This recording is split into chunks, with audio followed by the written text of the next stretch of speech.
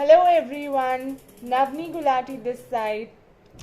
हम में से बहुत लोगों का ड्रीम होता है एलएलबी करने के बाद या एलएलबी करने के साथ साथ या एलएलबी करने से पहले ही कि हम लोगों को जज बनना है, जुडिशरी में जाना है, जुडिशियल ऑफिस में अपनी पोजीशन लेनी है।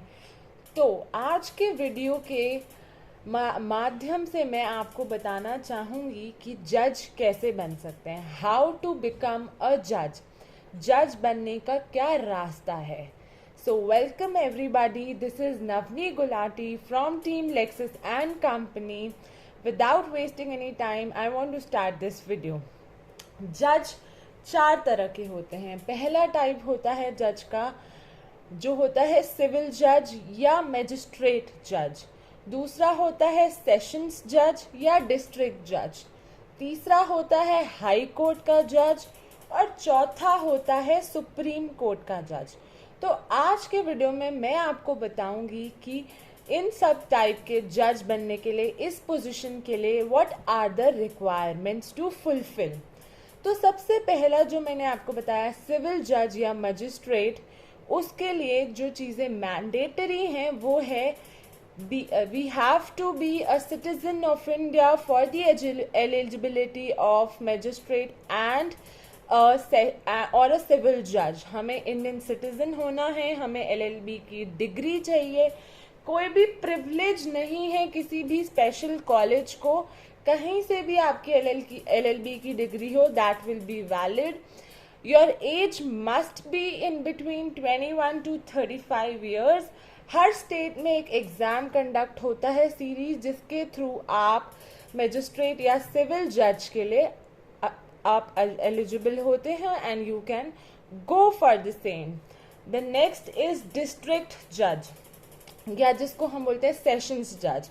उसके लिए जो चीज़ें ज़रूरी हैं, the first most mandatory thing for every जज is being a citizen of India. और डिस्ट्रिक्ट जज बनने के लिए आपको 7 साल की प्रैक्टिस ज़रूरी है एज एन एडवोकेट। आपकी एज 35 to 45 ईयर्स के बीच में होनी चाहिए। ये क्राइटेरिया स्टेट टू स्टेट भी वैरी करता है। और अगर आपको और हायर अथॉरिटी का जज बनना है, जैसे आपको हाई कोर्ट का जज बनना है, तो पहली कंडीशन जो नेसेसरी है वो जो हम जान चुके हैं वो है to be a citizen of India. और जो दूसरी चीज़ हाई कोर्ट के जज के लिए नेसेसरी है वो है 10 साल हाई कोर्ट में एज एन एडवोकेट प्रैक्टिस, या फिर 10 साल कोई भी जुडिशियल ऑफिस में आपकी प्रैक्टिस ज़रूरी है। आपकी कॉम्पिटेंसी मैच करनी चाहिए। कोई भी मिनिमम एज क्राइटेरिया नहीं होता, बट मैक्सिमम एज क्राइटेरिया है।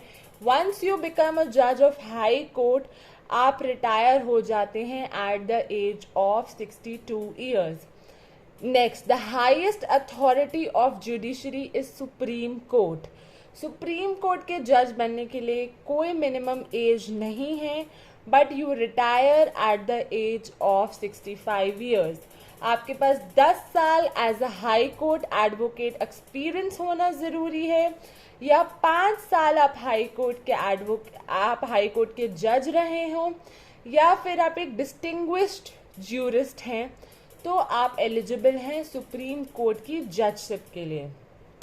अगर आपका भी सपना है जज बनने का, तो वेट मत करिए, start preparing during your LLB. Make your goals on time and give them priority before you think it's too late.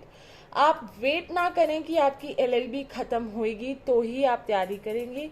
आप साथ साथ अपनी बेयर एक्ट्स को थरली पढ़िए और उसी तरीके से तैयारी करिए। हर प्रोविजन, हर एक्सप्लेनेशन, हर एग्जाम्पल बहुत ज़रूरी है जुडिशरी के एग्ज़ाम के लिए। आपकी सिर्फ इंग्लिश राइटिंग स्किल्स ही ज़रूरी नहीं है, आपकी हिंदी राइटिंग स्किल्स भी उतनी ही अच्छी होनी चाहिए जितनी अच्छी आपकी इंग्लिश है। You should be well versed with the conversion to Hindi and English in writing. 3 exams होते हैं, 3 एग्जाम्स नहीं होते, it's a 3 stage process which you have to go through. first you have to appear for a prelim exams, which is an objective exams, and after clearing the prelims exams you go for the mains exams. It is a subjective exam. After clearing the mains exam you have to give an interview. Sorry. जो powers होती हैं जज की, जो facilities होती हैं जज की, that attracts a lot of people. District जज के पास जो पावर्स होती हैं उसको जो जो मिलता है वो होता है housing allowance, dearness allowance, travel allowance, telephone, security, staff. A lot of these things are combined and are given as a power and facility to a judge. तो अगर आप जानना चाहते हैं कि और कौन सी पावर्स होती है और कौन सी फैसिलिटीज़ होती हैं जो और हायरार्की ऑफ जजेस को मिलती हैं, तो stay tuned to our channel, because in this video this is it for the day, and we will explain the powers and functions and hierarchy of different judges in the coming videos. Don't forget to subscribe to our channel. Thank you for watching.